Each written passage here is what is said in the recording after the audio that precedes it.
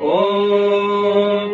नमस्ते अस्तु भगवन् विश्वेश्वराय महादेवाय त्र्यम्बकाय त्रिपुरान्तकाय त्रिकालाग्निकालाय कालाग्निरुद्राय नीलकण्ठाय मृत्युञ्जयाय सर्वेश्वराय सदाशिवाय श्रीमन्महादेवाय नमः। ॐ नमस्ते अस्तु भगवन् विश्वेश्वराय महादेवाय त्र्यम्बकाय त्रिपुरान्तकाय त्रिकालाग्निकालाय कालाग्निरुद्राय नीलकण्ठाय मृत्युञ्जयाय सर्वेश्वराय सदाशिवाय श्रीमन्महादेवाय नमः।